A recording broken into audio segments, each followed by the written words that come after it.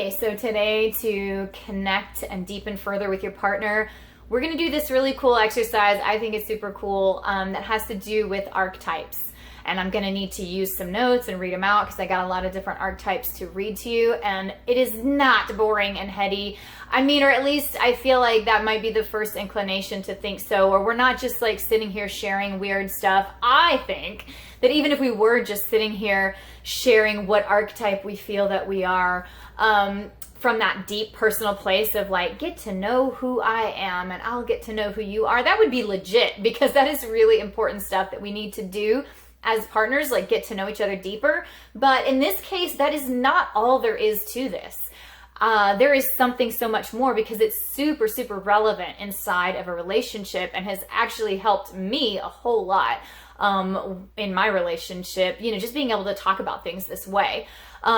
I did a whole podcast episode on this, actually. It is in the biting side on weirdisuseful.com, and it is called Protector, Provider of the Heart. So if you want to look at that too, you know, or listen to that too. This is kind of an extension of it. We're really doing the action. We're really doing this with our partners, and we've got a little bit more detail in it too. But I feel like, you know, my theory, whatever, my experience, is that when we are engaged in a relationship with someone, partnership especially, I mean, although this happens in all kinds of relationships, in work, with our kids, like, you know, just who we are in ourself, in our relationship to ourselves, we always have like a truest self of a role that we want to play or an archetype that we want to be.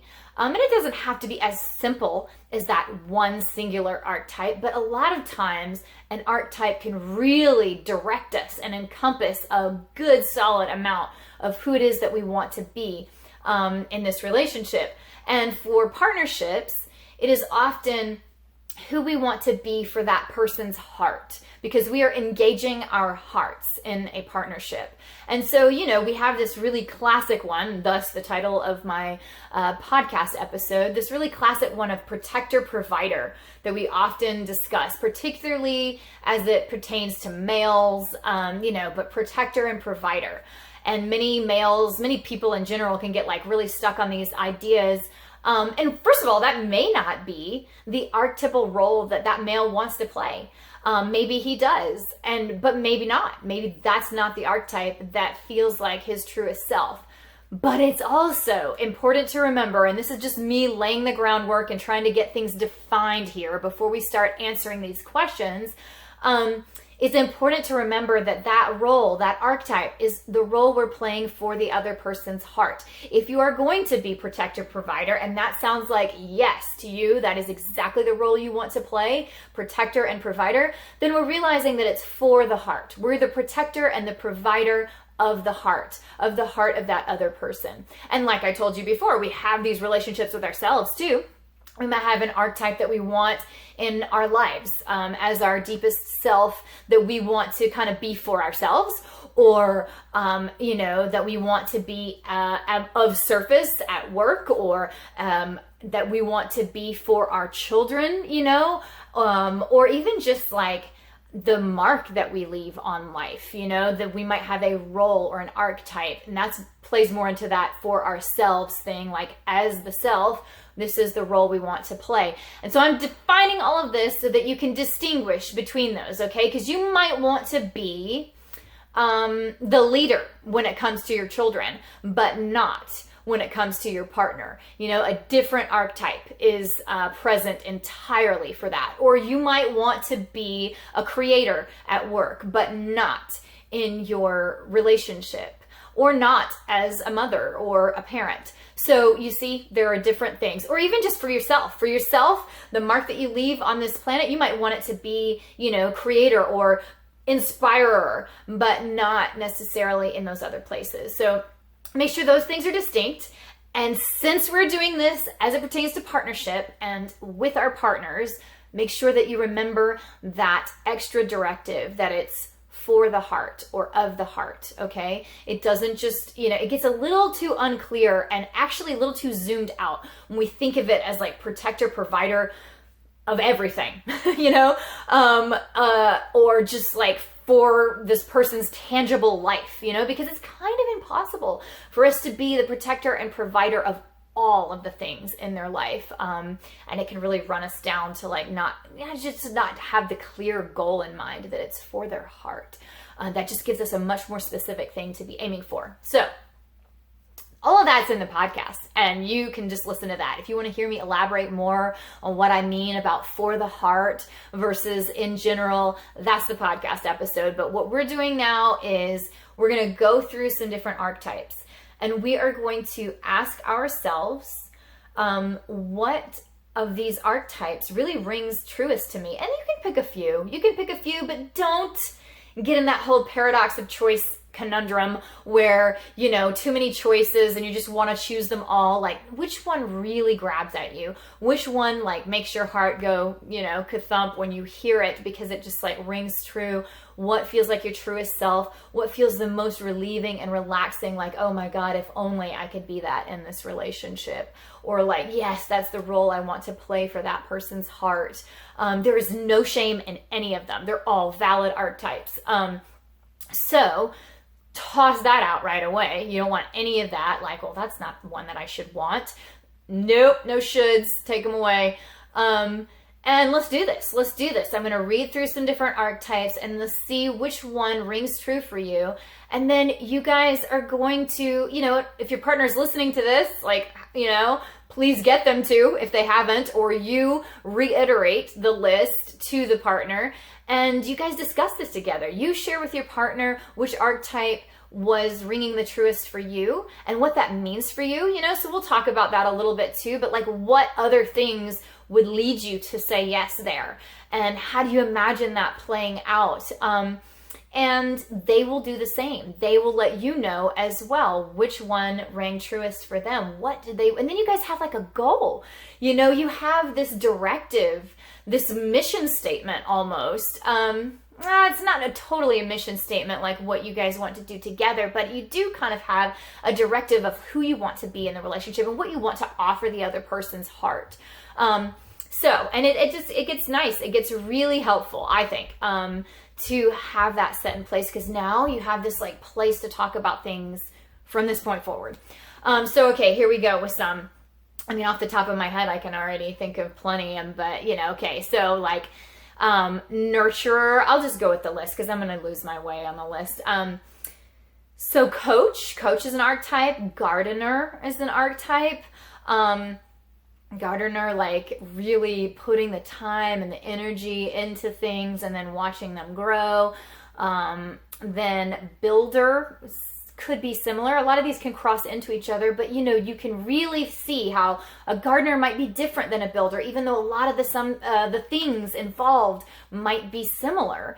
And you'll feel just a difference, that one rings way more true than builder, whatever, even though they have a lot to do with each other. They have a lot of crossover. Let's put it that way. Inventor, creator, right? Those are both similar. Inventor, creator, explorer, actor, teacher, king, nurturer, as I said before, which is also related to a mother, but it doesn't have to just be a female or something to do with underlings, like children. Nurturer could be nurturing anything. So once again, you're seeing how the little subtle differences can matter. Provider, protector. Okay, also warrior, and that kind of archetype does have a lot to do with protection as well. But it might also have to do with fairness and being an activist, which is also another one. Farmer, same as gardener, but you might see it a little differently. Gardener might be slow and leisurely. Farmer might be, hard work. Jester, okay, jokester, play toy, playmate. And now that I've said playmate, the next one on my list, and I am not kidding, is lover. I don't know. In my mind, I was just thinking, oh, playmate. But anyway, and lover, but lover. Source of beauty. That can cross over into lover. Playmate can also cross into lover. Lover could also just have to do with sweetness and nurturing too. But also, let's see, what did I say? Lover, hero is one. Then we've got martyr. I know that one is like people are going to have negative connotations with, but in a way that can also have to do with the activist thing, or, oh gosh, like giving unconditionally or selflessly. There's also one called outlaw that's in Jung's Archetypes. And it has to do with kind of more of an activist personality too. Something that has to do with liberation, outlaw. Maybe, you know, outlaw means like kind of almost like adventurer and like doing things that are about liberating yourself from your previous ideas or from your previous mentalities, whatever, previous trainings, you know, liberating yourself from whatever rules are keeping you there. Then there are some that are about rules, rule maker, then ruler, which is similar to king, caregiver, similar to nurturer. Then there's one called everyman, which is kind of like, you know, every guy's guy, or really belonging and being part of the everything, part of, you know, like everybody else, and that kind of thing, being able to have a strong sense of belonging. Magician is also in there. That has to do with like this can also get into, you know, gods and goddesses, but like Persephone, like, you know, of the underworld, there's like the occult and the mysterious, and like using things that are powerful, that are not of this world, that are more like psychic energy, you know. So these are things, and you might be like, what? How does this have anything to do with a relationship? How am I going to be the magician? But you would be surprised. There are little ways that this stuff just like lights up, like, ooh, yeah, I do want to be the magician in my relationship. I want to move energy at lightning speed, at my will. I want things to be electric and psychic, and I want them to feel like, you know, we're doing really important, powerful stuff here that's way beyond what other people are even able to understand when they're looking at just the world right in front of them. But the stuff that's in the underworld or the flip side world, you know, I really want that. And I want to be that. I want to be the person that brings that to this other person's heart, or I want to be the person that brings that to this relationship. So, I mean, there are ways that it will click for you.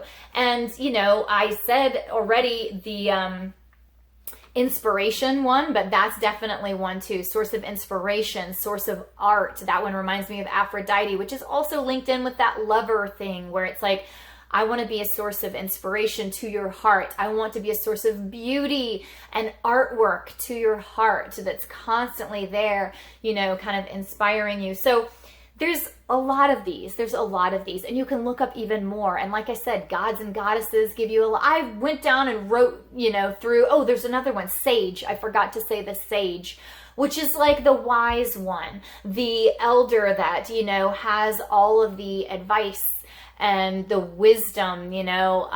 So there's those, all of these. I don't know, there's so many. But look up more. If these are like blah, what I'm looking for isn't quite here, make up your own. Something may come to your mind, some archetype or role. Gardener was really hitting me strongly, even though at first I was like, gardener in my relationship. But I mean, there were things like this, like really constant but slow and okay with the process kind of work, where you do expect growth and fruits of labor, but you are okay with it veering off and having its natural process too. I don't know. And there was like a grounded sense to it, but there was also like a deep nurturing to it. So I started to feel like, oh yeah, that one is so me. That, you know, I can see all these little ways that is what I want to do. And that's what you're going to do with your partner. So I just basically said that to give you an example and also to share about me, whatever, to be an example too, so that you're not the only one having to do this. Of how you explain why, I might just be like gardener, or, I don't know why gardener, but like I need to try. Why? What about it? What stuff sounded juicy? And that's what you share with your partner. I would like to be the gardener of your heart, which means that I don't mind being somewhat of a coach, but not like all the time cheerleader coach. Sort of this passive gardener. I do want to plant some seeds of inspiration, but I don't want to do that all the time. And I do want to do some work, like it's kind of this nice balance. I want to do some work. And I don't mind working on some things, but I also want it to feel passive and serene, like I get to observe the natural process and the natural beauty too. So I'm explaining, I'm letting them know what in it sounds good, what I want to be able to offer this relationship and us and their heart. And see what that does to deepen you guys. See what it does to kind of give you some new ground upon which to, now talk and discuss things and understand things in your relationship from this point forward, or, how you want to move things from this point forward.